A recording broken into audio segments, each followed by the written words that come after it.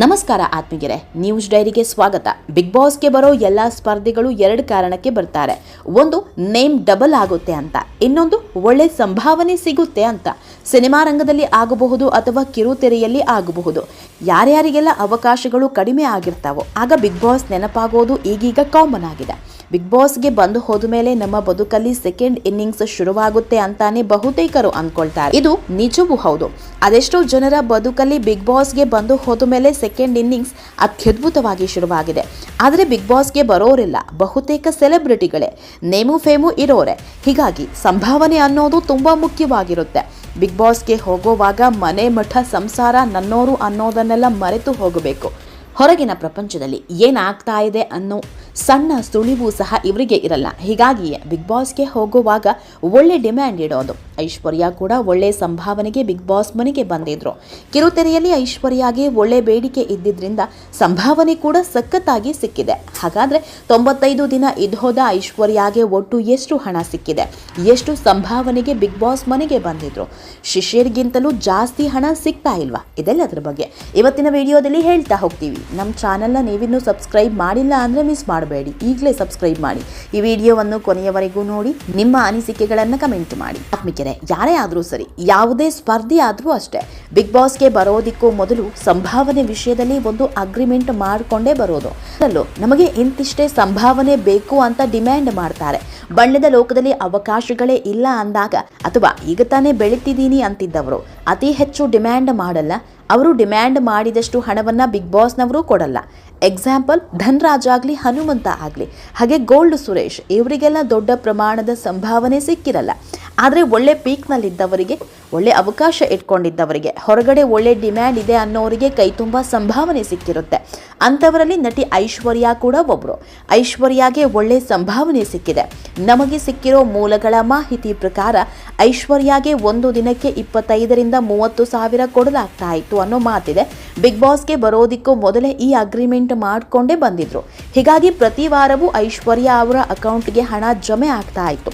ಈಗೇನಿದ್ರು ಈ ಕೊನೆ ವಾರದ ಹಣ ಐಶ್ವರ್ಯ ಕೈಗೆ ಸಿಗಬೇಕು ಅಷ್ಟೇ. ಆತ್ಮೀಯರೇ, ನಟಿ ಐಶ್ವರ್ಯ ಬಿಗ್ ಬಾಸ್ ಮನೆಯಲ್ಲಿದ್ದಿದ್ದು ಬರೋಬ್ಬರಿ 95 ದಿನ. ಹೀಗಾಗಿ ಲಕ್ಷ ಹಣ ಐಶ್ವರ್ಯಗೆ ಸಿಕ್ಕಿದೆ. ನಾವು ಮೊದಲೇ ಹೇಳಿದಂತೆ ಒಂದು ದಿನಕ್ಕೆ 25 ಸಾವಿರದಿಂದ 30 ಸಾವಿರ ಕೊಡ್ತಾರೆ. ಒಂದು ದಿನಕ್ಕೆ 25 ಸಾವಿರ ಅಂದರೆ ಒಂದು ವಾರಕ್ಕೆ 1,75,000. ಅದೇ 95 ದಿನಕ್ಕೆ 23,75,000 ಹಣ ಕೈ ಸೇರಲಿದೆ.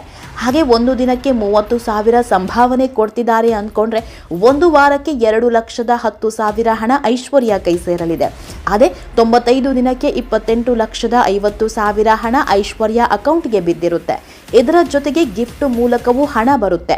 2 ಲಕ್ಷ ಹಣವನ್ನು ಗಿಫ್ಟ್ ಮೂಲಕವೇ ನೀಡಲಾಗಿದೆ.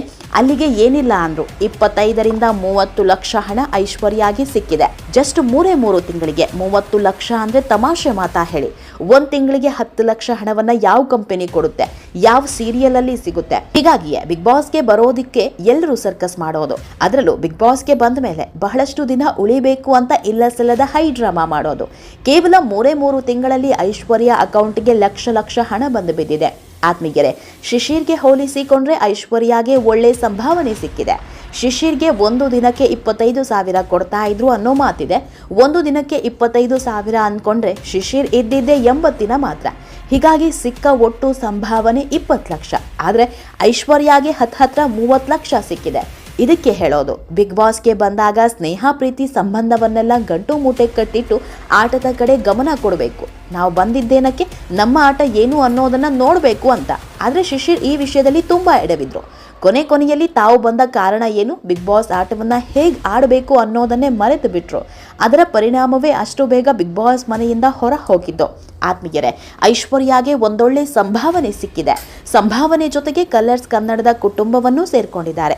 ಹೀಗಾಗಿ ಇನ್ನು ಮೇಲೆ ಕಲರ್ಸ್ ಕನ್ನಡದಲ್ಲಿ ಅವಕಾಶಗಳು ಸಹ ಹುಟ್ಕೊಂಡು ಬರಲಿದೆ. ಬಿಗ್ ಬಾಸ್ಗೆ ಬರೋದಿಕ್ಕೂ ಮೊದಲೇ ನಟಿ ಐಶ್ವರ್ಯ ಇದ್ದಿದ್ದು ಜಿ ಕನ್ನಡದಲ್ಲಿ ಮೇಲಿಂದ ಮೇಲೆ ಕಾಣಿಸ್ಕೊಳ್ತಾ ಇದ್ರು. ಈ ಬಾರಿ ಜಿ ಕನ್ನಡದಿಂದ ಬಂದ ಸ್ಪರ್ಧಿಗಳೇ ಹೆಚ್ಚಿದ್ದಾರೆ. ಗೌತಮಿ ಆಗಬಹುದು, ಹಂಸ ಆಗಬಹುದು, ಹಾಗೆ ಮೋಕ್ಷಿತಾ ಇರಬಹುದು. ಇವರೆಲ್ಲರೂ ಜಿ ಕನ್ನಡದ ಪ್ರತಿಭೆಗಳು. ಇಷ್ಟು ದಿನ ಜಿ ಕನ್ನಡದಲ್ಲಿ ಇದ್ದವರನ್ನ ಕಲರ್ಸ್ಗೆ ಸೆಳೆದುಕೊಂಡು ಬಂದಿದ್ರು. ಒಮ್ಮೆ ಒಂದು ಚಾನೆಲ್ನ ನಂಟು ಬಿಟ್ಟ ಮೇಲೆ ಮತ್ತೆ ಅಲ್ಲಿ ಅವಕಾಶ ಸಿಗೋದು ತುಂಬಾ ಕಮ್ಮಿ. ಹೀಗಾಗಿ ಐಶ್ವರ್ಯಗೆ ಜಿ ಕನ್ನಡದ ನಂಟು ಮತ್ತೆ ಬೆಸೆಯೋದು ಡೌಟೇ ಬಿಡಿ. ಇನ್ನು ಮೇಲೆ ಏನಿದ್ರು ಕಲರ್ಸ್ ಕನ್ನಡವೇ ಇವರ ತವರು ಮನೆ. ಅದರಲ್ಲೂ ಬಿಗ್ ಬಾಸ್ನವರು ಐಶ್ವರ್ಯಾರನ್ನ ನಮ್ಮ ಮಗಳು ಅಂತ ಸ್ವೀಕಾರ ಮಾಡಿದ್ದಾರೆ. ಹೀಗಾಗಿ ಮುಂದೆ ಕಲರ್ಸ್ನಲ್ಲಿ ಒಳ್ಳೊಳ್ಳೆ ಅವಕಾಶ ಸಿಕ್ಕರೂ ಡೌಟ್ ಇಲ್ಲ. ಆತ್ಮೀಯರೇ, ಐಶ್ವರ್ಯ ಬಗ್ಗೆ ನಿಮಗೇನು ಅನಿಸುತ್ತೆ ಅನ್ನೋದನ್ನು ಕಮೆಂಟ್ ಮೂಲಕ ತಿಳಿಸಿ. ಇನ್ನೂ ನಮ್ಮ ಚಾನಲ್ನ ಸಬ್ಸ್ಕ್ರೈಬ್ ಮಾಡಿಲ್ಲ ಅಂದರೆ ಮಿಸ್ ಮಾಡಬೇಡಿ, ಈಗಲೇ ಸಬ್ಸ್ಕ್ರೈಬ್ ಮಾಡಿ.